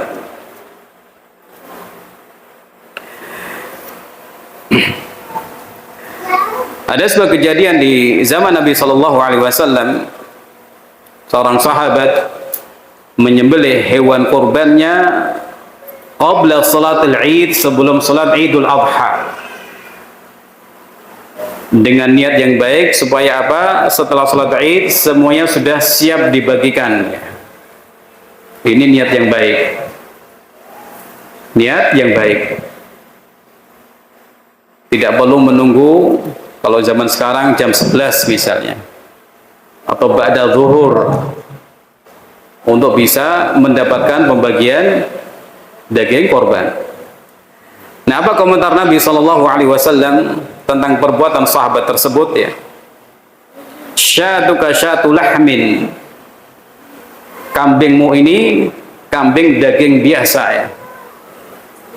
Karena apa? Tidak mengikuti petunjuk Nabi sallallahu alaihi wasallam dalam masalah waktu penyembelihan hewan korban, yaitu setelah sholat Id. Walaupun sahabat yang mulia ini punya husnul qasdi, niat yang baik ketika menyembelih sebelum sholat Id, namun Nabi sallallahu alaihi wasallam memandang hewan kurbannya ini bukan hewan kurban lagi, tapi seperti penyembelihan biasa, seperti penyembelihan di waktu-waktu yang lain, bukan ibadah kurban. Al-Hafidz Ibnu Hajar rahimahullah dalam syarah hadis ini mengutip perkataan Syekh Abu Muhammad Ibn Abi Jamrah rahimahullah yang mengatakan, wa fihi annal amala wa in wafaqa niyatan hasanah lam yasihha illa idza waqa'a ala wifqi asy-syar'i. Dalam hadis yang mulia ini terdapat petunjuk bahwa suatu amalan walaupun sesuai dengan niat yang hasanah ya, niat yang baik, tidak sah kecuali jika dilakukan sesuai dengan petunjuk syariat, petunjuk Nabi Muhammad sallallahu alaihi wasallam. Kisah yang lain yang diriwayatkan Imam Ad-Darimi rahimahullah taala dari Abdullah bin Mas'ud radhiyallahu taala anhu. Beliau mendatangi orang-orang yang duduk melingkar di masjid. Di tangan-tangan mereka ada butir-butir kerikil. Wa fihim rajulun yaqul, di tengah mereka ada seseorang yang mengatakan kabbiru mi'ah. Orang ini mengatakan, ucapkanlah Allahu Akbar 100 kali. Maka orang-orang pun mengucapkan Allahu Akbar 100 kali sambil menghitungnya dengan kerikil-kerikil tadi. Allahu Akbar 1, Allahu Akbar 2, dan seterusnya sampai 100. Kemudian orang ini mengatakan halilu mi'ah, sabihu mi'ah, ucapkanlah la ilaha illallah 100 kali, ucapkanlah tasbih 100 kali. Maka orang-orang pun mengucapkan la ilallah 100 kali sambil menghitungnya dengan kerikil-kerikil tadi, juga mengucapkan tasbih 100 kali dengan menghitungnya dengan kerikil-kerikil tersebut. Lalu datanglah sahabat yang mulia Abdullah bin Mas'ud radhiyallahu taala anhu, ma hadzal ladzi araakum tasna'un, apakah yang kalian lakukan ini yang aku lihat ya? Saya melihat sesuatu seperti ini, kalian melakukan apa sebenarnya? Orang-orang menjawab, wahai Abu Abdurrahman, memanggilnya dengan Abu Abdurrahman. Ini adalah kerikil-kerikil yang kami pakai untuk menghitung takbir, tahlil, tasbih yang kami ucapkan. Maka Abdullah Mas'ud mengatakan, uddu sayyiatikum, fa'uddu sayyiatikum. Cobalah kalian hitung-hitung kesalahan kalian. Fa ana dhaminun alla yadhi'a min hasanatikum syai'. Saya jamin ya, kebaikan-kebaikan kalian tidak akan sia-sia ya. Waihakum ya umat Muhammad, celaka kalian wahai umat Muhammad ya. Betapa cepat kalian itu binasa ya. Para sahabat Nabi masih ada, masih banyak. Pakaian Nabi SAW belum rusak. Demikian juga periuk-periuk beliau atau gelas-gelas beliau belum hancur ya. Menunjukkan betapa dekatnya mereka dengan masa Nabi SAW, karena para sahabat masih banyak sekali. Tapi kenapa kalian melakukan seperti ini ya, yang tidak dilakukan Nabi SAW dan juga tidak dilakukan para sahabatnya? Lalu Abdullah bin Mas'ud bersumpah, walladzi nafsi biyadihi innakum la'ala millatin hiya ahda min millati Muhammadin aw muftatihu babi dhalalah. Demi Allah Ta'ala yang jiwaku ada di tangannya, sungguh kalian itu ada di antara dua kemungkinan ya, berada di atas ajaran yang lebih lurus daripada ajaran Nabi Muhammad SAW, atau kalian membuka pintu kesesatan. Dua kemungkinan yang disampaikan Ibnu Mas'ud radhiyallahu ta'ala anhu kepada mereka, yang tentunya mereka tidak akan menjawab ini atau itu. Tidak mungkin bisa memilih salah satu dari keduanya. Tidak mungkin menganggap kami melakukan sesuatu yang lebih baik dari petunjuk Nabi Muhammad SAW. Dan mereka juga tidak mungkin mengakui kami sedang berbuat sesat. Akhirnya mereka mengatakan, wallahi ya Abu Abdurrahman, demi Allah wahai Abu Abdurrahman, ma aradna illa al-khair. Kami tidak menginginkan kecuali berbuat kebaikan. Apa jawab sahabat yang mulia ini? Wa kam min muridin lil khairi lan yusibahu. Berapa banyak orang yang menginginkan kebaikan yang tidak mendapatkannya. Ikhwani wa akhwati fillah rahimakumullah taala. Jadi di sini ada sebuah peristiwa orang-orang berzikir bersama-sama ya, dengan dipimpin seseorang, kemudian datanglah seorang alim besar dari kalangan sahabat Nabi sallallahu alaihi wasallam. Bagaimana respon beliau? Mengingkari mereka walaupun yang mereka lakukan tampak baik. Apa itu? Membaca zikir Allahu Akbar, membaca zikir la ilaha illallah, membaca zikir subhanallah, tapi dengan cara-cara yang tidak pernah diajarkan Nabi SAW, dengan cara yang tidak dikenal para sahabat radhiyallahu anhum ajma'in. Maka diingkari oleh beliau, oleh beliau. Ikhwani wa akhwati fillah rahimakumullah taala. Penulis kemudian menyampaikan bahaya bid'ah, bahwa bid'ah ini lebih bahaya daripada maksiat. Alasannya adalah karena orang yang berbuat maksiat seperti mencuri atau berzina dan maksiat-maksiat yang lain, dalam hati kecilnya mereka tahu sedang berbuat salah. Dan masyarakat itu umumnya faham itu salah. Zina itu salah. Mencuri itu jelek ya. Membunuh juga jelek ya. Tapi ada suatu pelanggaran syariat yang lebih buruk dari maksiat, yaitu apa? Berbuat bid'ah ya. Berbuat bid'ah. Karena orangnya menganggap itu sedang berbuat baik. Makanya susah untuk bertobat dari kesalahan-kesalahan mereka. Di orang yang berbuat bid'ah, kenapa lebih buruk dari maksiat? Jawabannya dengan alasan-alasan yang sudah disampaikan tadi. Ada anggapan syariat itu kurang sempurna. Ada anggapan bahwa manusia itu masih butuh jalan-jalan kebaikan yang belum disampaikan oleh Nabi SAW. Ada anggapan bahwa Nabi Muhammad sallallahu alaihi wasallam berkhianat dan lain sebagainya.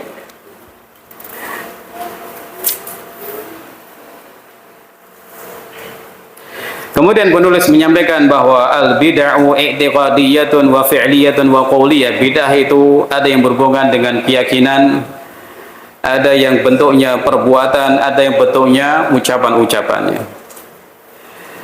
Di antara bid'ah yang bentuknya keyakinan adalah seperti yang dilakukan orang-orang Khawarij ya. Di antara keyakinan mereka, orang-orang yang berbuat dosa besar itu sudah kafir, atau orang-orang Rawafid, orang-orang Syiah yang memandang para sahabat, sebagian besar sahabat itu sudah murtad sepeninggal Nabi Muhammad SAW, atau orang-orang Mu'tazilah yang mereka memandang bahwa umat ini butuh ilmu kalam dalam memahami akidah-akidah Islam atau akidah Islam. Ini contoh bid'ah yang berhubungan dengan keyakinan atau akidah. Sementara contoh bid'ah yang berhubungan dengan lisan atau ucapan, minha at-talaffuz bin niyyah, yaitu mengucapkan niat dengan lisan. Mengucapkan niat dengan lisan. Karena hakikatnya niat itu adalah amalan hati ya. Amalan hati yang sudah ada ketika seseorang mau melakukan sesuatu ya. Ini sudah disampaikan Imam Ibnul Jauzi rahimahullah taala dalam Talbis Iblis ya. Ketika orang mau menghadirkan niat, niat itu sudah ada sebenarnya. Saya mau ke sana ya, karena niat tertentu. Saya ke sini ya, ada niat tertentu. Saya pulang juga niat tertentu ya. Yang hadir ke sini juga niatnya sudah jelas ya. Maka tidak perlu dihadirkan lagi dengan mengucapkan saya berniat ke masjid Ihyaul Islam untuk menghadiri kajian ini, judulnya ini, nanti capek. Syekh Utsaimin sudah menyampaikan dalam syarah Bulughul Maram, syarah Riyadhus Shalihin ya. Orang kalau disuruh melafazkan niat ketika mau berbuat baik, maka akan kesulitan sekali sebenarnya. Mau bersedekah, niat dulu dengan lisannya.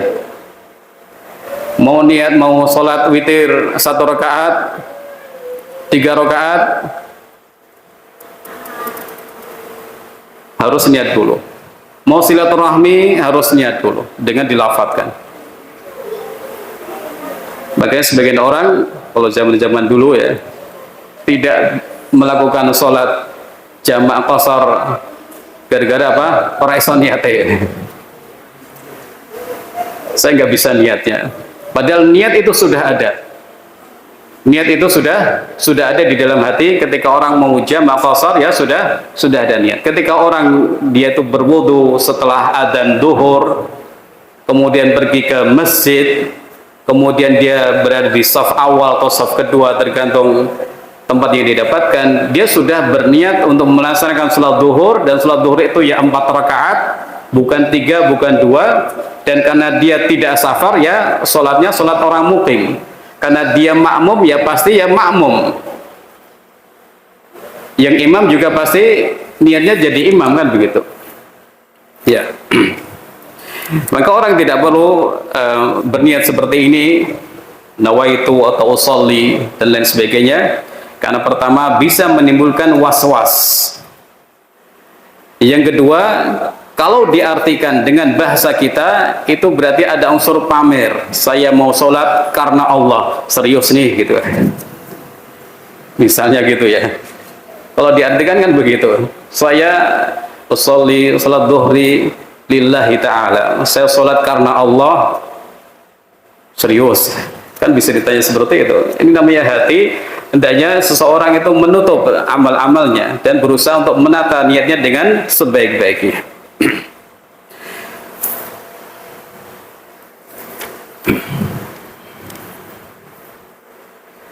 Kemudian penulis menyampaikan beberapa contoh bid'ah yang berhubungan dengan perbuatan, dan ini ada hubungannya dengan tempat atau dengan waktu. Di antara bid'ah yang berhubungan dengan tempat adalah mengusap-usap kubur atau menciumnya ya. Sudah dikatakan oleh Imam Nawawi rahimahullah dalam kitab Majmu' Syarhul Muhadzab bahwa itu perbuatan salah ya. Jangan-jangan seseorang itu tertipu dengan banyaknya orang awam yang melakukannya ya. Ke kuburan kemudian mengusap-ngusapnya, menciumnya ya. Fa innal iqtida wal amal innama yakunu bil hadis sahihah. Sesungguhnya mengikuti dan juga beramal itu berdasarkan hadis-hadis yang sahih dan berdasarkan pendapat ulama atau keterangan ulama. Wala yultafatu ila muhdatsatil awam wa ghairihim wa jahalatihim, dan janganlah ditoleh ya terhadap amalan-amalan baru yang dilakukan orang-orang awam atau yang lain dan perbuatan-perbuatan bodoh mereka. Lalu Imam Nawawi mengutip hadis Aisyah radhiyallahu ta'ala anha, man ahdatha fi dinina hada ma laysa minhu fahuwa raddun.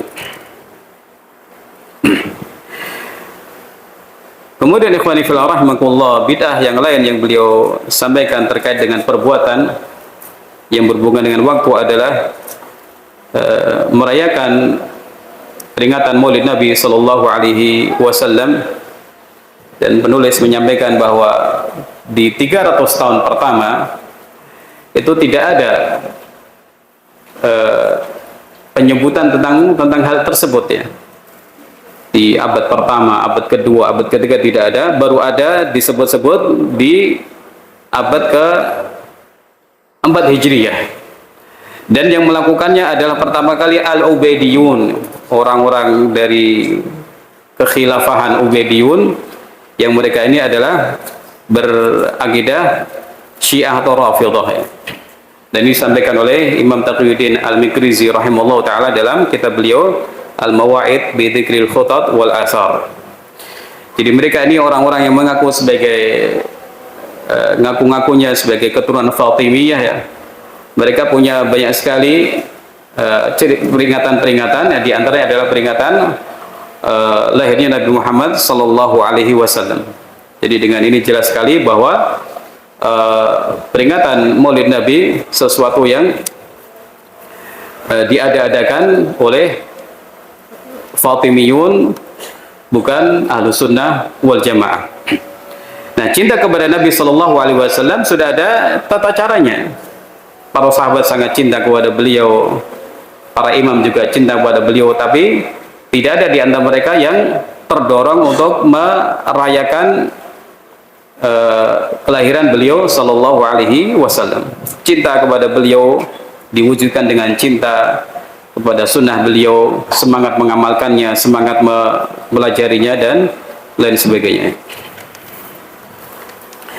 Ini ikhwani wa akhwati fillah rahimakumullah yang kita bahas pada kesempatan ini. Semoga bermanfaat buat kita semua dan memberikan kepada kita pengetahuan yang jelas walaupun singkat ya, bahwa syariat ini sudah sempurna. Nabi SAW sudah menjalankan kewajibannya dengan sempurna pula.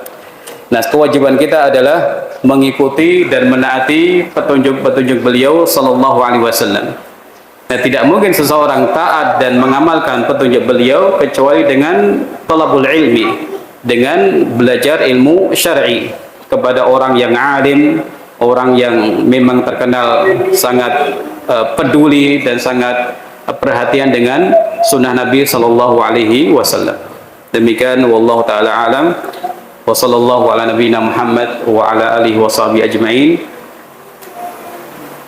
Wa barakallahu fikum wa jazakumullahu khairan. Wassalamu alaikum warahmatullahi wabarakatuh.